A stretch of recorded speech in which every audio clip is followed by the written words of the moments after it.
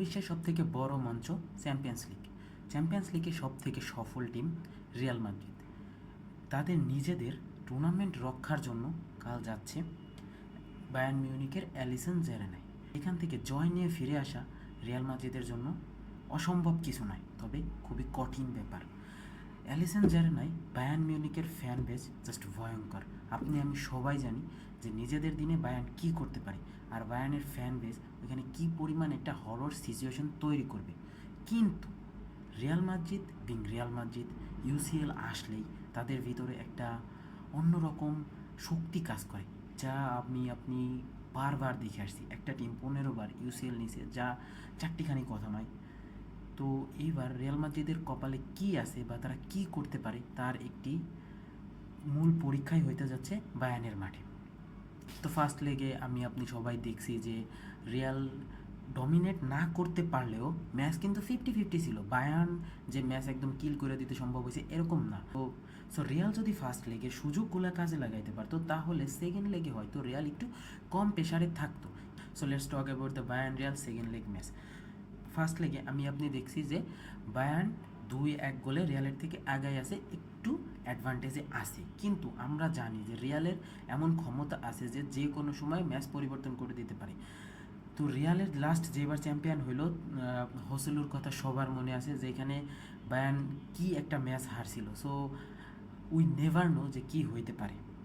যাই হোক, ব্যাপারটা হচ্ছে এখন আপনার রিয়ালকে জিততে হলে প্রথমে ডিফেন্সিভ এররগুলো ঠিক করতে হবে। ভিনিসিয়াস এমবাপ্পেকে স্কোর করার দায়িত্ব নেওয়ার সাথে সাথে আমার মনে হয় আপনার ফুলব্যাকদেরকে সাপোর্ট করার মানসিকতায় ফিরতে হবে।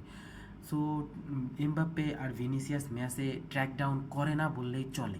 বিভিন্ন আপনার পরিসংখ্যানে দেখা গেছে বা অ্যানালাইসিসে বেশ বারবার এই কথাটা উল্লেখ করা হইতেছে যে রিয়াল মাদ্রিদ টিম মাঠের ভিতর সব থেকে কম কাভারেজ ডিস্টেন্স এরা কাভার করে।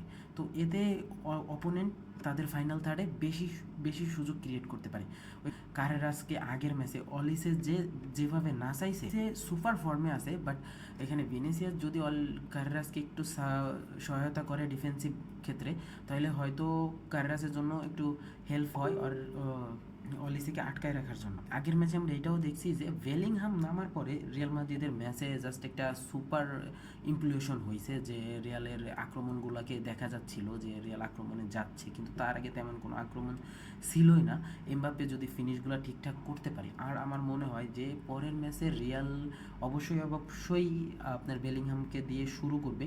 তো বেলিংহামকে দিয়ে শুরু করলে এখানে রিয়াল একটা অ্যাডভান্টেজ পাবে যে একজন নাম্বার 10 নাম্বার 9 দুইটা ওই অপোনেন্টের বক্সে থ্রেট ক্রিয়েট করতে পারে। বেলিংহাম কি করতে পারে তা তো আমরা সবাই জানি। এমবাপ্পের একটু নিচে নাইমে আসার প্রবণতা আছে, তো ওই মুহূর্তে দেখা যায় যে বেলিংহাম যদি আপনার বক্সে ঠিকঠাক উপস্থিত থাকতে পারে, তো একটা স্কোরিং অপরচুনিটি অবশ্যই আসতে পারে। অবশ্যই ফ্রি রোলেই খেলানো হবে। তো ভিনিসিয়াস যদি ফ্রি রোলে তার সেরাটা ডেলিভার করতে পারে, আমার মনে হয় বায়ার্নকে হারানো রিয়াল মাদ্রিদের জন্য অসম্ভব নয়। কিন্তু বায়ার্ন তাদের দিনে যে কী করতে পারে, আমার মনে হয় লাস্ট ম্যাচে রিয়াল মাদ্রিদ ফ্যান্স এবং রিয়াল মাদ্রিদরা এটা বুঝতে পারতেছে যে আপনার বায়ার্ন মিউনিকে যায় বায়ার্ন মিউনিককে হারায় আসা সম্ভব না। এখানে জিততে হলে এক্সট্রা অর্ডিনারি কিছু করতে হবে। বায়ার্নের ডিফেন্সিভ কিছু ইরোর থাকতে পারে, কিন্তু আমার মনে হয় ফাইনাল থার্ডে বায়ার্নের সুপার হ্যারিকেন বায়ার্নের সব থেকে বড় ট্রাম্প কার্ড হবে। হ্যারিকেনের ফিনিশ এবং যেভাবে ও নাম্বার 9 থেকে নিচে এসে বলগুলো ডিস্ট্রিবিউশন করে আবার উপরে চলে যায়। সো এক্সট্রা একজন ম্যান মনে হয় যে বায়ার্নের সাথে খেলতেছে। বায়ার্নে আসার পরে হ্যারিকেনের গোল করার ক্ষুধাটা আরও বাড়ছে। আর সবথেকে বড় বায়ার্নের শক্তি হচ্ছে ম্যানুয়েল নয়ার। জাস্ট 40 বছর বয়সে একটা তরুণ, ওয়াও, মানে একাই আগের দিন রিয়ালকে গোল বঞ্চিত করে রাখলো। তো ওইখানে বায়ার্নের একটা মূল শক্তির জায়গা ম্যানুয়েল নয়ার আছে। তাছাড়াও আপনার গ্যানাব্রি, কিমিক্স, অলিসে তো সুপার।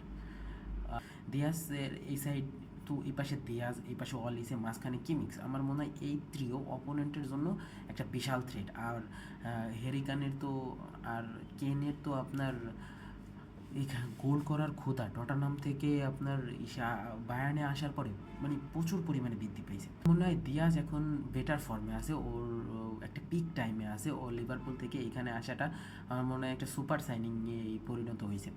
বায়ার্নের বেঞ্চের শক্তি রিয়াল মাদ্রিদের থেকে এখন তুলনামূলক বেশি।